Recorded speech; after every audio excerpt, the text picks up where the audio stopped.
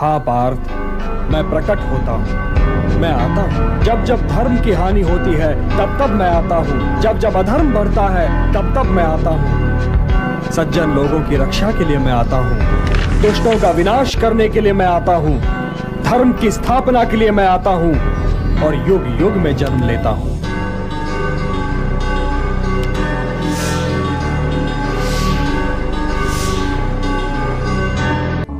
और फिर उसके बाद हुआ क्या? महाभारत के बाद इस देश का ऐसा पतन हुआ कि ये अभी तक नहीं समझा।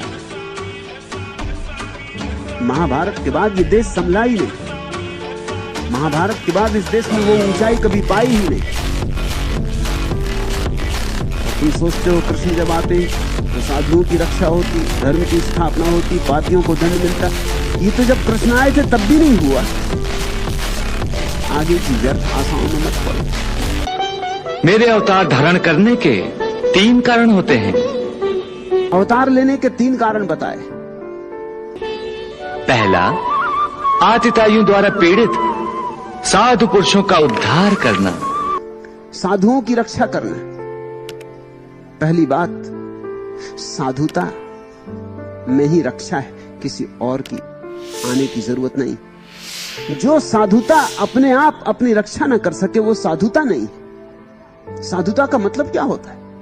बड़ी नपुंसक साधुता हुई कि कृष्ण को आना पड़े साधुओं की रक्षा करने। फिर साधुता का अर्थ क्या हुआ? साधुता में बल क्या है? ये तो असाधु से कमजोर हुई।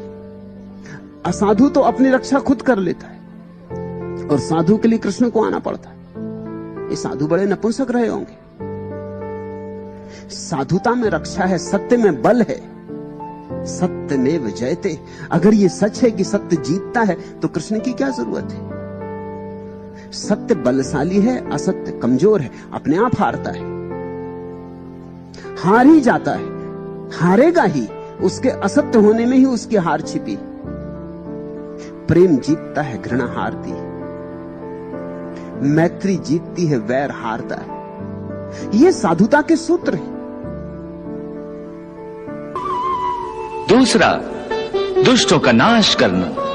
ये बात तुम कहते हो पापियों को दंड देना। पाप में स्वयं ही दंड निहित है। जब तुम पाप करते हो उसी करने में तुम्हें दुख मिल जाता है।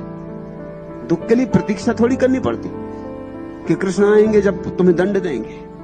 चोरी तुम करोगे, बेईमानी तुम करोगे, झूठ तुम बोलोगे, हिंसा हत्या तुम करोगे। नहीं, इस जगत की व्यवस्था ऐसी है कि तुमने गलती की कि दंड मिला।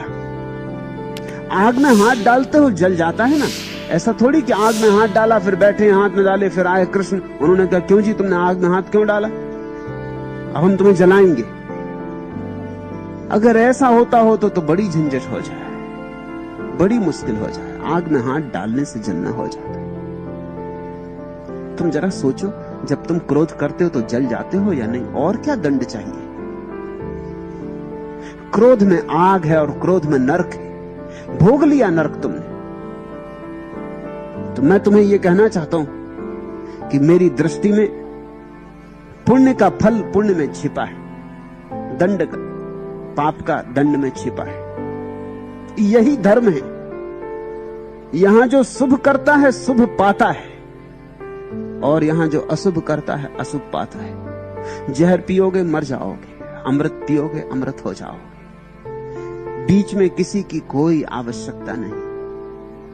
ये जो नियम है, ये जो रित है, इसी का नाम धर्म है।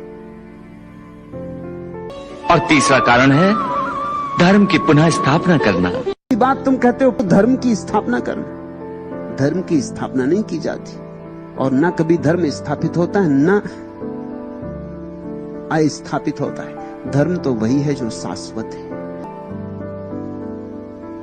धर्म तो इस जगत का नियम है। धर्म ने तो इस जगत को धारण किया है, इसलिए उसको धर्म कहते हैं। जैसे आग जलाती है और गर्म है, ऐसा ही इस अस्तित्व का स्वभाव धर्म है। धर्म यानी स्वभाव। किसी को आके स्थापना थोड़ी करनी पड़ती।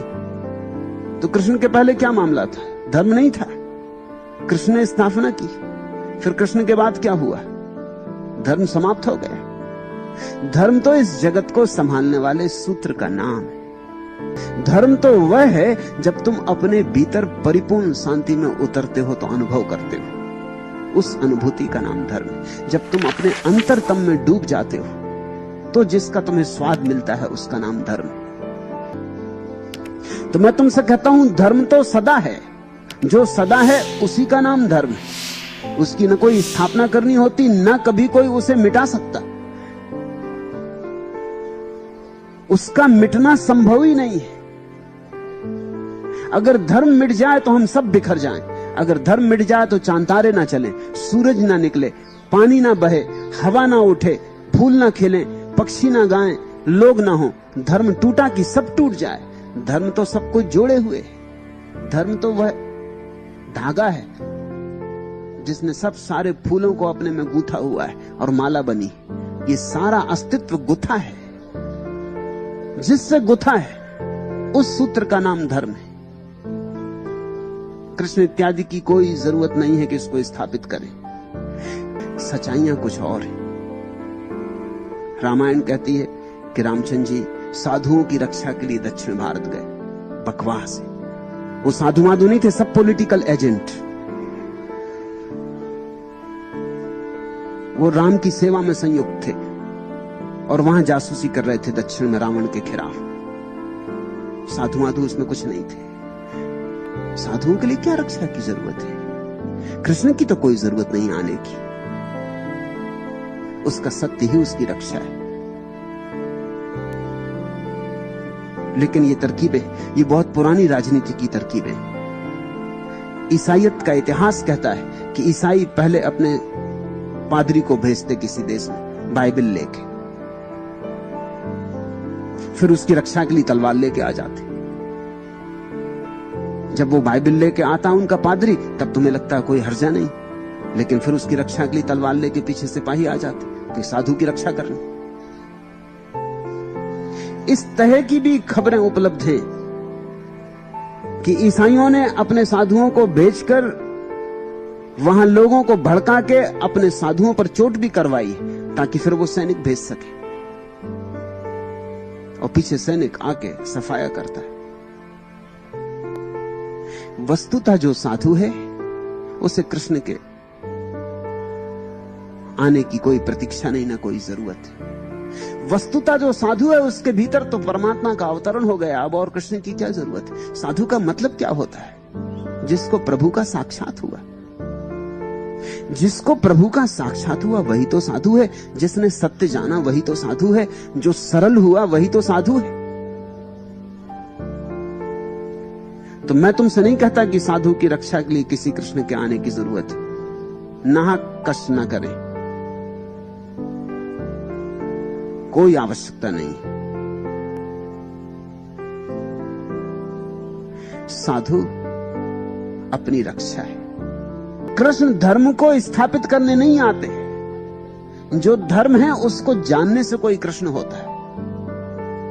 जो धर्म है उसको पहचान लेने से कोई कृष्ण होता है। जो धर्म है उसके साथ पूरा पूरा संगीतबद्ध हो जाने से कोई कृष्ण होता है। कृष्ण को धर्म की स्थापना करने की जरूरत नहीं है। ये पंडित पुरोहितों ने लिखा होगा, कृष्ण ऐसा नहीं कह सकते।